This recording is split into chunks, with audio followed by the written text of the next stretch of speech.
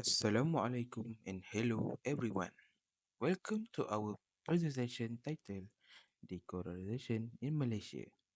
In this video, we will explore a question that has shaped our nation's history and identity. What does it truly mean to achieve independence?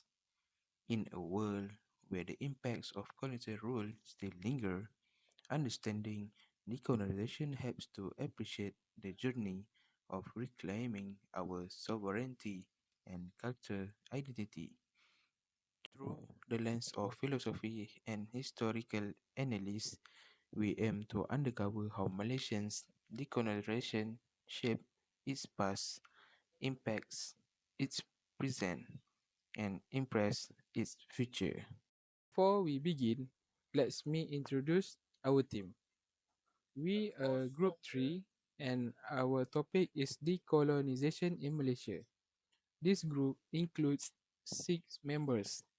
I am Haziq Daniel bin Nur Azan, Khairul Anam bin Muhammad Fairuz, Gibran Budiman, Ahmad Afiq Zakwan bin Muhammad Zuhaidi, Abdul Halim bin Abdul Ghaffar, and Abdul Muhaimin bin Abdul Matin. Together, we work to explore and present Malaysia's journey of decolonization and is significant for our nation's history and identity. Next, we are going to introduction. Malaysian journey to decolonization was a defining chapter in our nation's history. As a British colony, the road to independence was not easy. It was shaped by a mix of negotiations, political reforms, and the strong unity among our diverse ethnic groups. In 1957, this hard work paid off as Malaysia, or Malaya as it was known then, achieved independence. This moment marked more than the end of colonial rules. It was the beginning of a new era where we could define our own identity, govern ourselves, and chart our future as a sovereign nation. This introduction sets the stage for understanding how decolonization not only impact our past but continue to influence our present and future. Background of decolonization in Malaysia. Why Malaysia is targeted for colonization? There are three reasons why Malaysia was targeted. Reason number one, strategic location along trade routes. Malaysia is located at Strait of Malacca, one of the world's busiest maritime trades. Control this area allow colonial powers to control the global trade, especially between Europe, India, and China. Reason number two, abundance of natural resources. Malaysia is rich in valuable resources such as tin, rubber, gold, and later oil. These resources were high demand during the Industrial Revolution, which makes Malaysia economically attractive to colonizers like British to expand their industrial power. And thirdly, fragmented political structure.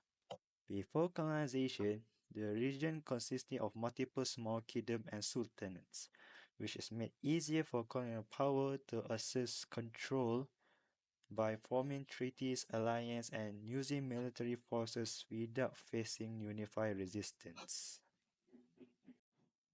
The British gradually gained control over various parts of the Malay Peninsula and Borneo from the late 18th century onwards. This began with leasing of Penang in 1786, taking over Malacca from the Dutch in 1824 via the Anglo-Dutch Treaty, and then expanding their influence through treaties and protectorates with Malay sultanates. They consolidate their rules through the Strait Settlement, Federated Malay States, and Unfederated Malay State. and eventually the British Crown colonies in Borneo, Sabah, and Sarawak. Decolonization process in Malaysia. Malaysia gained independence from British rule through a gradual, negotiated process balancing multi-ethnic interests.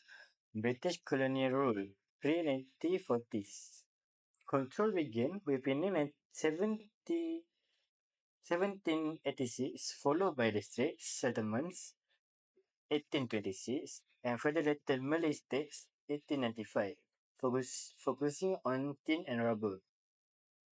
Japanese occupation 1941 until 1945 disrupted British rule, sparking anti-colonial sentiment via the Malayan People's Anti-Japanese Army. And then Malayan Union 1946. Britain's post-war plan for centralized rule faced Malay oppositions, which is UMNO, over citizenship and sultan powers. After that, Federation of Malaya 1948 replaced the union, restoring sultan authority and limiting non-Malay citizenship. After that, Malayan Emergency 1948 until 1960. Communist insurgency challenged British control, countered by resettlement and military effort. And then independence 1957. The alliance parties such as UMNO, MCA, and MIC won 1955 elections, leading to independence on August 31st, 1957, under Tunku Abdul Rahman. Lastly, formation of Malaysia 1963. Malaya, Singapore, Sabah and Sarawak united. And then Singapore exited in 1965. Next will be about decolonization, strength and weakness. For the strength, the first will be peaceful independence. Malaysia achieved independence throughout negotiation with the British, avoiding violence or armed conflict. Second, establishment of own constitution. The Federal Constitution of 1957 was drafted with local involvement, laying the foundation for a sovereign democratic nation. Third will be ethnic cooperation. The decolonization process encouraged unity and cooperation among the major ethnic groups, Malay, Chinese, and Indian. For the weakness, the first will be colonial legacy of divide and rule. British policies create deep-rooted ethnic and economic division that continued after independence. Second, unequal economic distribution. The economy favored certain groups and regions, leading to a long-term inequality. Example, rural versus urban, Malay versus non-Malay. Third will be limited industrial base. Malaysia inherited an economy reliant on raw material export, such as rubber and tin, with minimal industrial development.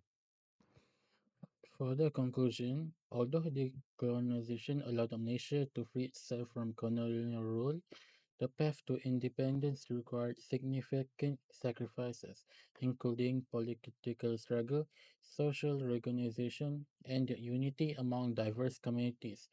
However, this process ultimately enabled the country to chart its own course, develop independently, and build a sovereign nation no longer bound by foreign domination.